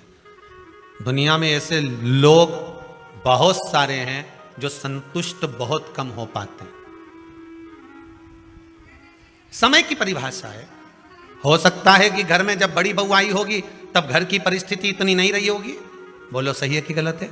हो सकता है बड़ी बहू के आने के समय पर इतनी परिस्थिति नहीं रही हो, इतना धन घर में नहीं रहा हो, तो बड़ी बहू को जो दिया चढ़ावे में हो सकता है कि कुछ 1 तोला 2 तोला 3 तोला दे दिया होगा, या थोड़ी साड़ियां थोड़ा सा लहंगा हल्का दे दिया होगा। हो सकता है थोड़ी सी रकम थोड़ा सा आभूषण कम चढ़ गया होगा। और आज आते आते आते आते समय बदल गया, हो सकता है भोलेनाथ जी ने कृपा कर दी और अब धन ज्यादा आ गया, तब दूसरे बेटे की शादी करी तो अच्छे से कर दी, पैसा भी खूब लगा दिया, तो इसमें दोष होना चाहिए क्या? दुख होना चाहिए क्या? नहीं, समय की परिभाषा, समय की परिभाषा। पर कई लोग होते हैं जो संतुष्ट नहीं हो पाते। बड़ी बहू को लगा छोटे की शादी में तो इतना खर्च कर दिया माता जी ने और मेरी शादी में कम करा, हृदय नहीं ना ना ना। माता की दृष्टि में कभी कोई पुत्र छोटा और बड़ा नहीं होता। उसने बराबर का दूध पिलाया है, स्तन पान कराया है, उसकी दृष्टि में कोई छोटा नहीं कोई बड़ा नहीं, सब बराबर। महाराज शनिदेव के मन में संतुष्टि नहीं हुई। जब शनिदेव के मन में संतुष्टि नहीं हुई तो शनि महाराज उसी समय पर अपने सारे भाइयों का हिस्सा बटोरने लगे, उस पर कब्जा करने लगे। कब्जा करने लगे तो सूर्य देवता की आंख में जल भर गया। कितना तेजवान सूर्य नारायण, कितने तेजवान, कितना तेज भगवान सूर्य के पास में था। पर शनि महाराज को देखकर आज रो रहे हैं। शनि महाराज को देखकर बहुत करबद्ध निवेदन करके कहेंगे, भगवान अगर पुत्र दे तो संस्कारी दे, भगवान अगर पुत्र दे तो संस्कारी दे। संस्कारी अगर पुत्र होगा तो जीवन की सार्थकता होगी। अच्छे अच्छे सूरमाओं को भी अपने बेटों के कारण रोते हुए देखा है। अच्छे अच्छे सूरमाओं को भी जब बच्चे बड़े हो जाते हैं, घर में बहुएं आ जाती है, माता पिता की चलना बंद हो जाती है, बहू बेटों की चलना प्रारंभ हो जाती है। पिता कुछ भी कहता है, बेटा दौड़ कर चिल्ला कर दौड़ता है। सास कुछ भी कहती है, बहू चिल्ला कर दौड़ती है।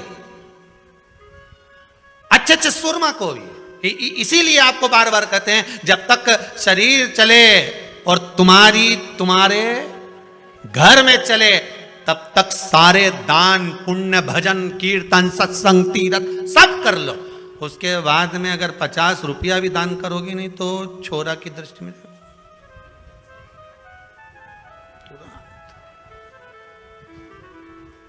तुरंत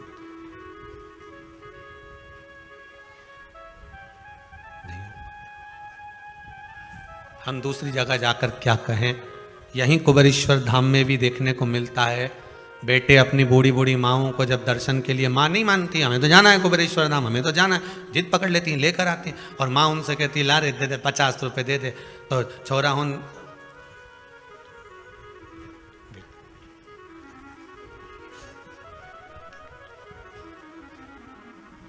फिर माँ धीरे 50।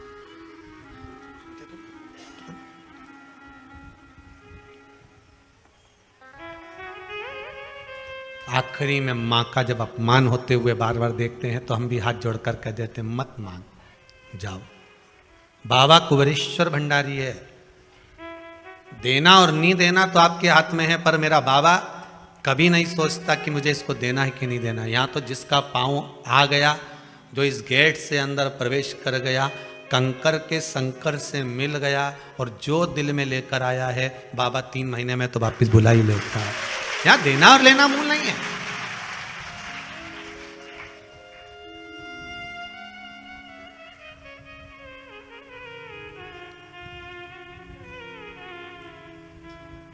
यहाँ का बहुत विचित्र भाव है साहब, बहुत विचित्र भाव। इस कुबेरेश्वर धाम से अगर कोई चप्पल भी बदल कर ले जाता है ना, तो वो चप्पल भी हिला के रख देती है, उसको रुला रुला देती है। यहाँ का तो इतना प्रमाण देखा है, सत्यता की बात बता रहे हैं आप लोग, उसको हंसी में लो चाहे व्यंग में लो।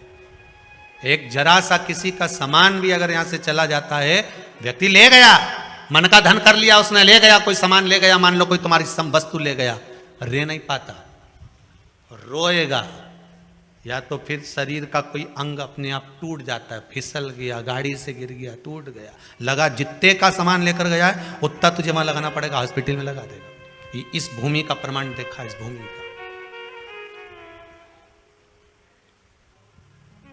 तुम मन का धन कर सकते हो, पर इस भूमि के प्रमाण को फिर निवेदन करूंगा। हम तो नहीं जानते बाबा क्या दे रहा है, पर आप लोगों का भाव अगर शुद्ध है तो जितने आप लोग आए हो ना, सब एक दूसरे का नंबर बदले, फोन लगा कर पूछ लेना क्यों 3 महीने में तू जा रही है क्या, तो कह दे कि हाँ मेरी तैयारी है जाने की। बाबा कृपा कर देता। आप जिनके साथ में आए हो, आपकी गाड़ी में जो लोग आए हैं, 8 लोग आए हैं, तो 8 में से 5 की तैयारी रहेगी वापिस आने की। सबकी तो नहीं कह सकता हूं, क्योंकि दिल भी तो होना चाहिए, मन भी तो होना चाहिए, विश्वास। हो सकता है गाड़ी में 8 लोग आए तो उसमें से 2-3 का मन नहीं होगा, चलो सब जा रहे हैं तो अपन भी चलो। देखे तो सरी आखिर में कहां नौटंकी चल रही है। लोगों के शब्द होते हैं, नौटंकी का चल रही है, अपन देखे तो चलिए। तो जिसका जैसा भाव होगा बाबा वैसे मिलता है। मेरे भगवान कृष्ण जब मथुरा में पहुंचे थे, कंस को काल दिख रहा था, देवकी मैया को लाल दिख रहा था, अक्रूर जी को भगवान दिख रहे थे, सबकी भावना थी, गोपियों को कृष्ण दिख रहे थे। जिसकी जैसी नियत भगवान वैसा नजर आ रहा। आप जिस भाव से आए हो, इसलिए कह रहा हूं, गाड़ी में 8 लोग हैं तो 8 में से 5 की तैयारी कर लेना, 3 महीने बाद वापिस आना है। अगर 10 लोग आए हो तो 8 की तैयारी कर लेना, वापिस आना ही पड़ेगा। अगर 4 आए हो तो 2 की तैयारी कर लेना, आना ही पड़ेगा। और 2 आए हो तो उसमें से 1 की तैयारी करो कि बाबा बुलाएगा जरूर। यहां इस भूमि का प्रताप है, आना और भाव लेकर। यहां कुछ नहीं, जो ये 21-21 हजार रुपए लोग जमा करें ना आजीवन भोजन भंडारे के, उनके भोजन बनता है दाल चावल सब्जी रोटी। आज तो कुछ और बन गया होगा, शायद कड़ी बन गई होगी, कड़ी चावल रोटी जो बन गया सादे भाव में। आज किसी भगत ने कह दिया, गुरुजी रोटी बनाने में बहुत देरी होती है, बेचारी माताएं इकट्ठी होती हैं, सब बनाती हैं। तो एक भगत ने मशीन आज बोल दी है रोटी बनाना की, 4-5 दिन में आ जाएगी। बाबा की कृपा, बड़ी बड़ी करुणा बाबा ने कर दी। अब अगली बार से तुमको बेलना नहीं पड़ेगी री बबुआ, ध्यान रखना। अब नहीं बेलना पड़ेगी, अब तो मशीन में बन के बाहर। अब तो तुम खूब निपटा जो जोरदार है। तो क्या सोचना उसमें, कृपा बाबा की, बस करुणा। शनि महाराज ने अपने भाइयों के इस हिस्से पर कब्जा कर लिया। सूर्यनारायण भगवान की आंखों में जल भर गया कि मेरा पुत्र ऐसा कर रहा है। शनि को बुलाया सूर्यनारायण भगवान ने, समझाया पर नहीं माना। किसी किसी की नियत होती है कि इसको इतना कैसे दे दिया, अम्मा ने इसको इतना कैसे दे दिया, पिताजी ने इसको इतना कैसे दे दिया, मैं तो कब्जा करूंगा, दुकान नहीं छोड़ू, घर नहीं छोड़ू, ये नहीं छोड़ू, वो नहीं छोड़ू। मत छोड़, एक दिन संसार छोड़कर जाना पड़ेगा। तब कहीं जमीन जायदाद छाती पे बांध के ले जाएगा नहीं। तुम तो लिख देना वसीयत में, मेरा फ्रिज मेरे छाती पे बांधो, मेरे कमरे का एसी शमशान में लगाओ, मेरी वॉशिंग मशीन ऊपर भेजो, जब मैं ऊपर कपड़े कैसे धोऊंगा, लिख के जाओ। और मरते मरते पत्नी से भी कह दो, मैं अकेला नहीं जाऊंगा, चल रही कि नहीं चल रही, तुझे लेके जाऊंगा। जरा कर। एक पत्नी की नौकरी दिल्ली में लग गई और एक पति की पत्नी मर गई। दोनों का नाम एक जैसा था। जो मरी वो लीला, जिसकी नौकरी लगी वो भी लीला। नौकरी लगी वो दिल्ली पहुंच गई और जो मरी वो शमशान पहुंच गई। इसका पति अंतिम संस्कार करके आ रहा था। दिल्ली वाली जो लीला थी उसने अपने पति को फोन मिलाया था। वो फोन उसके पति को तो नहीं मिला, इसको लग गया भेरू को। किसको? जो लीला का अंतिम संस्कार करके आ रहा था। दिल्ली वाली लीला फोन लगा के बोली, मैं लीला बोल रही हूं, आराम से पहुंच गई हूं, 8 दिन में तुम्हें भी बुला लूंगी। वो भेरू चक्कर खा के गिर गया। बताओ, उसको लोगों ने पानी का छींटा देके उठाया। वो क्या गया? अरे उठ, क्या हुआ? पत्नी का फोन आया था। क्या कह रही थी? मैं आराम से पहुंच गई हूं, 8 दिन में तुम्हें भी बुला लूंगी। इतने में रिश्तेदार बोले, अरे वो तो मर गई, फोन थोड़ी ना ले गई। किसी ने दूसरे ने लगा दिया, वो तो दूसरे की लीला का फोन इसके पास पहुंच। अब सोचो वो कह दे कि मैं तो जाऊंगा ना तो यहाँ कौन सा छाती बांध कर जाना। भगवान सूर्य देवता ने शनि महाराज को समझाया, नहीं माने शनि देवता, मानने को ही तैयार नहीं, मैं काहे को मानूं। नहीं माने तो सूर्य देवता ने अपने गणों को भेज दिया, जाओ जरा शनि महाराज को जरा हटाओ वहां से। शनि महाराज को गुस्सा आया और शनि महाराज ने उन सारे गणों को नष्ट कर दिया। अब एक बार अगर कब्जा हो जाए तो कोई छोड़े, बड़ी मुश्किल से छोड़े। वो तो अच्छा है शमशान में कोई कब्जा नहीं करे, हाँ, नहीं तो लिख जाए इतनी जगह में हमारा दादाजी मरा था, अच्छा कहीं का सूरमा कह दे, इतनी जगह में हमारा दादाजी मरा था, इतनी जगह में हम सब मरेंगे, बस ये जगह हमारी हो गई।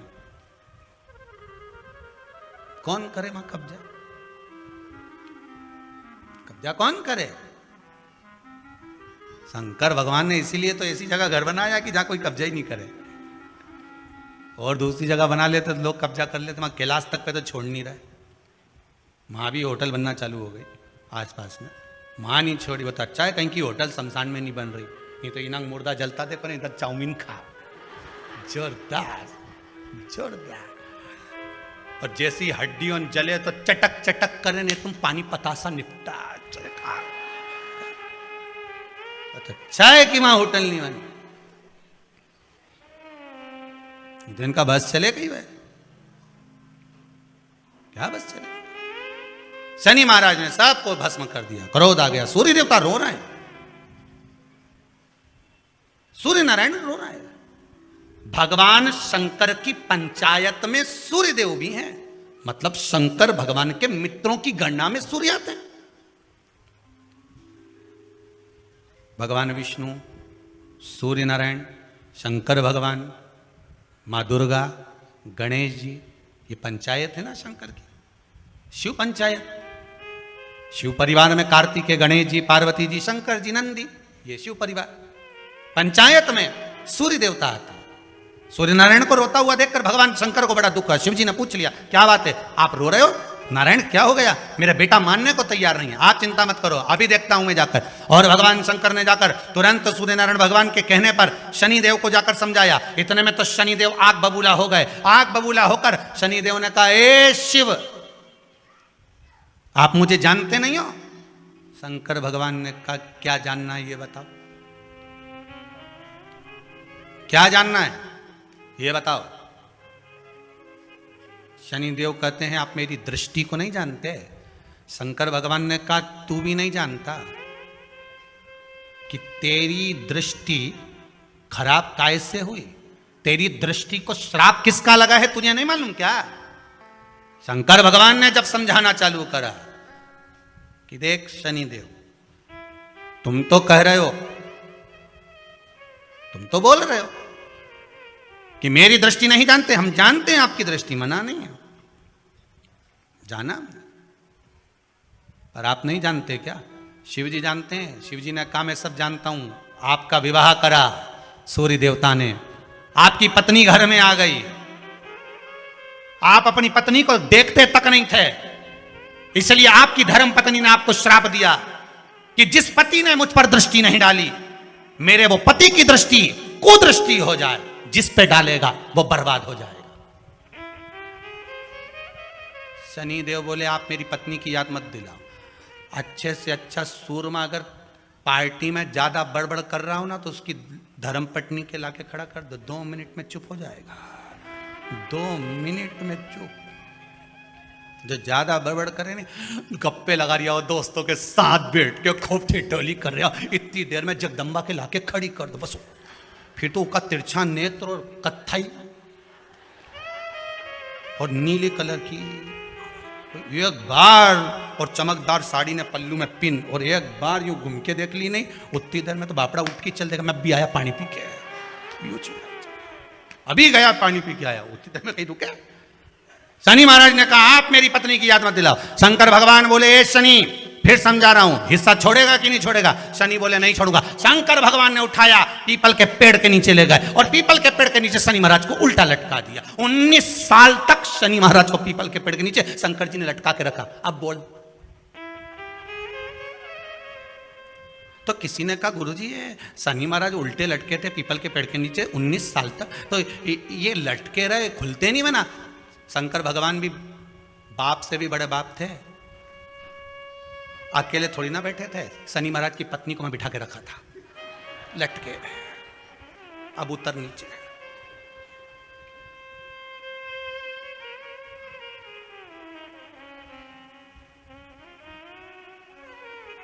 शनि महाराज ने देखा इसी ने मुझे श्राप दिया है, मेरी दृष्टि कुदृष्टि हो जाए, और इसको मैं देखना पसंद नहीं करता। तो शनि ने 19 साल तक आंख नहीं खोली। शंकर जी ने भी कह दिया था यहीं बैठी है, खोल मत लीजिए, तो बाप खोले ही नहीं आंख, ओंधा लटके पीपल के पेड़ में। कई बार शनि महाराज ने शिव जी से कहा गई क्या?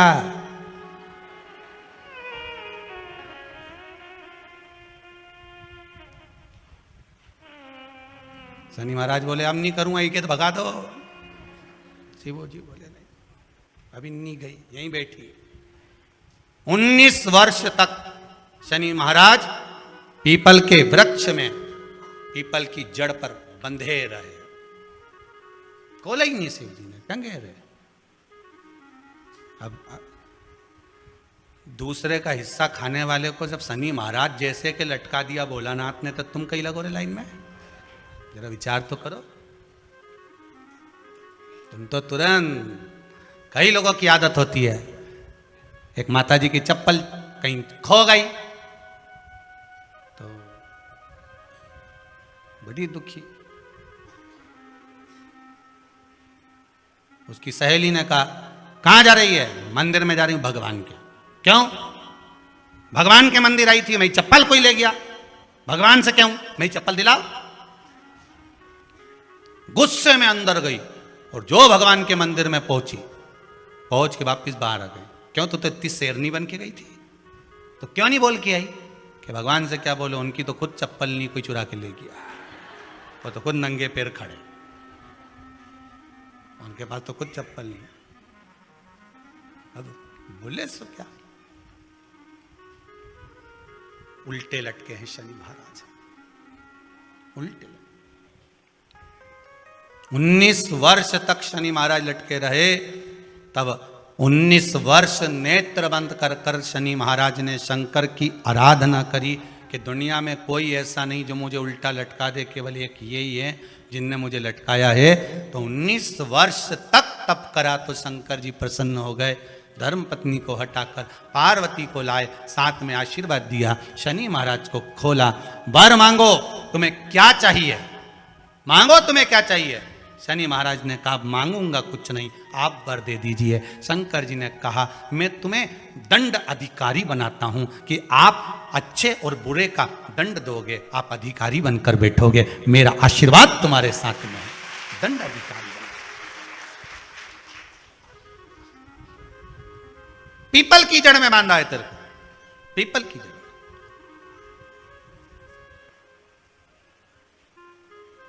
जब दधीचि ऋषि की अस्थियां चली गई, उनकी धर्मपत्नी सुवाच ने देखा मेरे पति को मार दिया गया, मेरे पति की अस्थियां ले गए राक्षसों का संहार करने के लिए, उनकी अस्थियां लेकर चले गए, मेरा पति चले गया। सुवाच गर्व से थी, मरना चाहती थी, प्राण छोड़ना चाहती थी। शिव जी ने देखा ये तो अग्नि के ऊपर चढ़कर अपनी देह त्याग रही। शंकर भगवान ने आकर कहा रुक जा सुवाच, रुको, तुम्हारे गर्भ में बच्चा है, तुम्हारे गर्भ में बच्चा है, वो बच्चा मर जाएगा। अब इस बच्चे को जन्म देकर भी क्या करूंगी? नहीं पिपली, तुम्हारे गर्भ में जो बच्चा है वो महाज्ञानी है। तुमने मुझसे प्रसाद के रूप में मांगा था, कहा था शिव जैसा पुत्र होना चाहिए, तो क्या तुम शंकर को नष्ट कर दोगे? मैं शंकर को जन्म दूंगी। सुवाच ने 2 पत्थर उठाए, अपने गर्भ पर मारना प्रारंभ करा, गर्भ पर मारा, बच्चे ने जन्म लिया। बच्चा 7 महीने का था। उस बच्चे को उठाकर पीपल के कोटर में रख दिया। पीपल की कोठर। एक गिलहरी पीपल के फल को लेकर आती थी, पिपलाद के मुंह में देती थी। शिव का एक अवतार, इसलिए शंकर का नाम ही पिपलेश्वर महादेव। शिव का एक अवतार पिपलाद के रूप में हुआ है। तुम क्यों चिंता करती हो? तुम चिंता मत करो, तुम्हारा पुत्र जन्म दो तुम। और दिया धन सुभाष ने, उसके बाद प्राणों को त्यागा। और उस पीपल के कोटर में अगर भरण पोषण करने वाला कोई था तो वह देवाधिदेव महादेव था। फिर निवेदन करेंगे, माता के गर्भ में बच्चा रहता है, उसका भरण पोषण करने वाला मेरा देवाधिदेव महादेव है। अगर जन्म उसने दिया है तो मृत्यु भी वो देगा। अगर तुमको कुछ ज्ञान दिया है तो अच्छी जगह पर भी वही पहुंचाएगा। आप जो अभिलाषा लेकर आते हैं, बच्चे कहते हैं हमारी नौकरी नहीं है, सर्विस नहीं है, हम इस कॉलेज में पढ़ना चाहते हैं, हम इस जगह जाना चाहते हैं, हम इस पद पर जाना चाहते हैं, बस इतना याद रखना, तुम्हारा भाग्य बुरा नहीं होता। कभी भी याद रखना, संसार में जिसको भगवान ने जन्म दिया उसकी किस्मत कभी बेकार नहीं हो सकती। अगर भगवान तुम्हारी किस्मत बेकार होती तो जानवर बनाकर पैदा करता, इंसान बनाकर नहीं। किस्मत अच्छी थी इसलिए इंसान बनकर पैदा हुआ, जानवर बनाकर पैदा नहीं करा। अगर तुम्हारी किस्मत अच्छी थी इसलिए मनुष्य बनकर पैदा हुए हो, इंसान बनकर पैदा हुए हो, मानव बनकर पैदा हुए हो। भगवान को दोष मत देना कि भगवान ने किस्मत बेकार दी है। भगवान ने किस्मत अच्छी बनाई है इसलिए तुझे मृत्यु लोक में जन्म दिया। भगवान ने भाग्य अच्छा बनाया इसलिए तुझे शिव महापुराण की कथा सुनने का मौका दिया। नहीं तो भाग्य में नहीं होती तो कहां से मिल जाती? किस्मत अच्छी है तो भगवान फिर नौकरी भी लगाएगा, धंधा भी करवाएगा, सर्विस भी कराएगा, विवाह भी करेगा, शादी भी करेगा, मकान भी बनाएगा, जायदाद भी देगा, संतान भी देगा। उसने दिया है पेट तो भरेगा वही। हम काय को अपने माथे पर ले? मैंने इतनी पढ़ाई कर ली, मैं इंजीनियर हो गया, मैं ये बन गया, मैंने तो ये कर लिया, उसके बाद भी मैं घर में बैठा हूं, मेरा छोरा घर में बैठा, इतना पढ़ने के बाद बैठा। जन्म उसने दिया है, भाग्य उसका है, किस्मत उसकी है, तो कहो उसको कि शंकर का भजन कर, मंथन करे, मक्खन निकलेगा और घी भी जरूर बनेगा। हार ना मती, जब तेरे 3.5 करोड़ बार गिनती मत करना, गिनती वो करेगा। तू तो भज, तू कुबेरेश्वर का स्मरण कर, तू महाकाल का स्मरण कर, तू काशी विश्वनाथ का स्मरण कर, तू महाकाल राजा का स्मरण करके तो देख, शिव का भजन कर। 1 लोटा पानी ले जाकर रोज चढ़ा शंकर जी के मंदिर में जा। शिव से भजन करने में क्या देरी? नहीं जा सकता शिव मंदिर में जाने में? बच्चों को अगर शर्म आती हो तो बेलपत्री के पेड़ के नीचे पानी चढ़ाया, वो भी नहीं कर सकता तो पीपल के पेड़ के नीचे चढ़ाया, वो भी नहीं कर सकता तो आंवले के पेड़ के नीचे चढ़ाया। पर कहीं जुड़ तो सरी, एक बार साध तो सरी, पकड़ने का प्रयास तो करो परमात्मा को। तुम भगवान को एक बार पकड़ लो फिर परमात्मा नहीं छोड़ता। पूतना ने एक बार गोदी में लेके दूध पिलाया था, बाद में पूतना कह रही थी छोड़ दे छोड़ दे छोड़ दे, आकाश में उड़ गई, छोड़ दे छोड़ दे। भगवान के आई काय को मौसी, काय को आई, और आई है तो दूध पिलाया है तो फर्ज तो अदा करूंगा, ऐसे थोड़ी नहीं छोड़ दूंगा। तुम भगवान को 1 लोटा पानी चढ़ा दोगे, भगवान को दूध चढ़ा दोगे तो भगवान ऐसे ही छोड़ देगा क्या? पकड़ लेगा, छोड़ेगा ही नहीं। फिर तुम कहोगे भगवान छोड़ दे, भगवान छोड़ दे। कहाँ कथा का रस लग गया लोगों को। अब दुनिया के लोग सोचते हैं अब मैं कथा भी याल नहीं सुनूंगा, मैं घर में काम करूं, दुकान में काम करूं कि कथा सुनूं। पर रात्रि के जैसे ही मोबाइल खोल के बैठा, आज देखो महाराज ने क्या क्या बोला, तुरंत लगा रस। आधे बहुत लोग तो कथा सुनने के लिए मोबाइल खोलते हैं, फेसबुक यूट्यूब खोलते हैं। आधे बहुत लोग मोबाइल पे महाराज को इसलिए देखते हैं कि देखें महाराज ने क्या गड़बड़ चढ़वा दिया, आज क्या चढ़वाया देखें जरा, महाराज ने क्या गड़बड़ बोला। होते हैं 3 तरह के लोग कथा में जाते हैं। पहले नंबर का सोता, जो कथा में सोने जाता।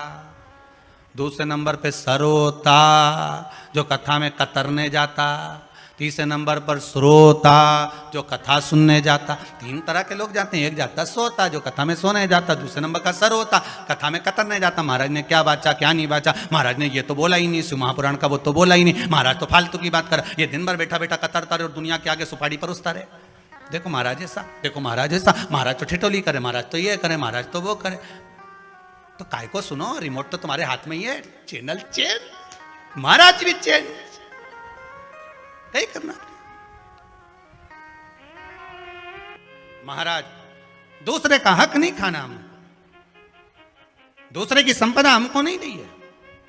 मेरे ओगरदानी से, मेरे त्रिकालदर्शी, मेरे शंभू से, मेरे कैलाशी से कहना, हमें दूसरे के भाग्य का मत देना, क्योंकि हमने पुराणों में सुना है, हमने शास्त्रों में पढ़ा है कि व्यक्ति के अकेले के भाग्य में भी धन होता है। बस मंथन कर कर उसको प्रकट करना होता है। भाग्य का देना, भाग्य का दीजिए महाराज। और जब बस बाबा जब दे दे भाव से भाग्य।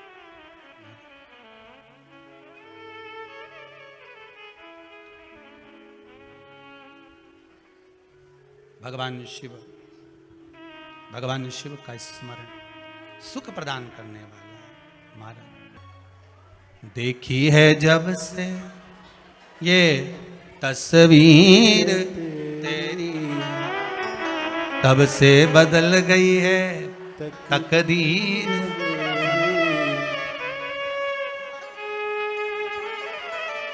ओ डमरू वाले रे, ओ सीहोर वाले रे, ओ डमरू वाले रे, ओ सीहोर वाले रे, अब तो हो जा मेहरबा ओ काशी। हे बाबा करुणा सागर, कृपा सागर, दया सागर, करुणा करने वाले हे भोलेनाथ विश्वनाथ कृपा करिए। बाबा शनि देव को छुड़ा दिए, उनको दंड अधिकारी बना दिया। भगवान शिव की कथा कहती है भगवान शंकर और पार्वती मंगल आनंद सुख भोगने वाले थे। यही शनि महाराज ने निवेदन करा था कि एक बार आपके मंगल विवाह का स्वरूप का दर्शन करूं, तब शिव और पार्वती के मंगल विवाह का दर्शन होता है। सुंदर भगवान शंकर और पार्वती का मंगल विवाह का दर्शन हो रहा है भाव भक्ति के साथ। शिव आनंद में दूल्हा बने हैं, पार्वती मैया दुल्हन बनी है। भाव भक्ति से भगवान शंकर और पार्वती पधार रहे हैं। जोरदार ताली बजाकर स्वागत करें भगवान शिव और पार्वती का। भगवान औगरदानी भगवान शंकर शिव बने, माता पार्वती दुल्हन बनी है। बोल काशी विश्वनाथ भगवान की जय। माता पार्वती भगवान शंकर के गले में सुंदर जयमाला देंगी, शंकर भगवान पार्वती मैया के गले में जयमाला देंगे। भाव से दर्शन करेंगे। माँ पार्वती शिव जी के गले में जयमाला दे रही हैं। जोरदार ताली बजाकर स्वागत करिए।